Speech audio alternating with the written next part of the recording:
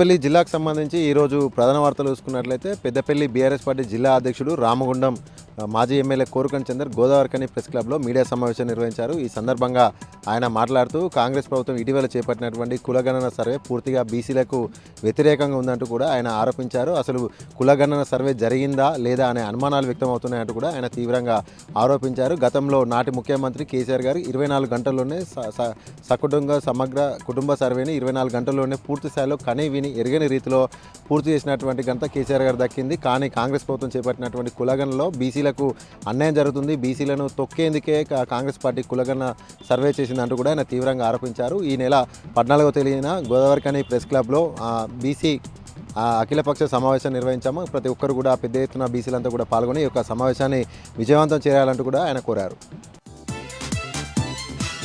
అలాగే మరొక ప్రధాన వార్త చూసుకున్నట్లయితే ప్లాస్టిక్ మరియు చెత్త రహిత పెద్దపల్లి తీర్చిదిద్దేందుకు ప్రతి ఒక్కరూ ముందుకు రావాలంటూ పిలుపునిచ్చారు పెద్దపల్లి మున్సిపల్ కమిషనర్ వెంకటేష్. ఈ నేపథ్యంలోనే ఈరోజు పెద్దపల్లి పట్టణంలో ఉన్నటువంటి ఎల్లమ్మ చెరువు మినీ ట్యాంక్ వద్ద మున్సిపల్ సిబ్బంది అలాగే మున్సిపల్ కార్మికులంతా కూడా విద్యార్థులు యువతతో పాటుగా పెద్ద ఎత్తున కూడా స్వచ్ఛ కార్యక్రమం నిర్వహించారు. ఈ సందర్భంగా మినీ ట్యాంక్ పైన ఉన్నటువంటి చెత్తను సేకరించారు. అనంతరం ఈ సందర్భంగా పెద్దపల్లి మున్సిపల్ కమిషనర్ వెంకటేష్ మాట్లాడుతూ ప్రతి ఒక్కరూ పరిశుభ్రమైన పెద్దపల్లిగా తీర్చిదిద్దేందుకు ప్రతి ఒక్కరు సహకరించాలంటూ కూడా ఆయన కోరారు. ఇంట్లో కూడా ప్రతి ఒక్కరు కూడా ప్లాస్టిక్ రహిత వస్తువులనే వాడాలంటూ కూడా ఆయన పిలుపునిచ్చారు. అంతేకాకుండా ఇంట్లో ఉన్నటువంటి చెత్తను కూడా తడి మరియు పొడి వేరువేరు చేసి అక్కడ ఇంటికి వచ్చేటువంటి మున్సిపల్ కార్మికులకు వేరువేరుగా చెత్తను ఇవ్వాలి.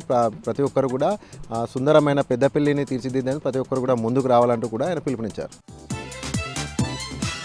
అలాగే మరొక ప్రధాన వార్త చూసుకున్నట్లయితే మేడారం తర్వాత మరొక మేడారం లాంటి సమ్మక్క సారమ్మ జాత గోదావరి ఒడ్డున గోదావరికనిలో కొనసాగుతుంది. అయితే మినీ మేడారం జాతరలో భాగంగా ఈరోజు పెద్దపల్లి జిల్లా రామగుండం నియోజకవర్గం గోదావరి నది ఒడ్డున ఉన్నటువంటి సమ్మక్క సారలమ్మ వద్ద మినీ మేడారం జాతరను రామగుండం RG1 సింగరేణి GM లలిత్ కుమార్ ప్రారంభించారు. ఈ సందర్భంగా ఆయన మాట్లాడుతూ గోదావరి నది ఒడ్డున ఉన్నటువంటి ఈ యొక్క సమ్మక్క సారలమ్మ జాతర 4 రోజుల పాటు జరగనుంది. ఈ నేపథ్యంలోనే పెద్దపల్లి జిల్లాతో పాటు చుట్టుపక్కల ఉన్నటువంటి ఆసిఫాబాద్, మంచిర్యాల, జగిత్యాల నుండి కూడా పెద్ద ఎత్తున భక్తులు ఇక్కడికి వచ్చి మొక్కులు తీర్చుకోవడం ఆనవాయితీగా వస్తుంది. కాబట్టి భక్తుల రద్దీ దృష్ట్యా సింగరేణి తరఫున అలాగే రామగుండం మున్సిపల్ కార్పొరేషన్ తరఫున కూడా పెద్ద ఎత్తున ఏర్పాటు చేశాం. భక్తులకు ఎలాంటి ఇబ్బందులు కలగకుండా అన్ని ఏర్పాటు చేశామంటూ కూడా ఆయన వివరించారు. అంతేకాకుండా ఈ యొక్క ప్రాంతాన్ని పర్యాటకంగా అభివృద్ధి చెందడానికి సింగరేణి సంస్థ నుండి ఇప్పటికే మాకు ఆదేశాలు వచ్చినాయి. కాబట్టి రానున్న రోజుల్లో వెంటనే వీలైనంత తొందరలోనే రామగుండం గోదావరికని సమ్మక్క సారలమ్మ జాతను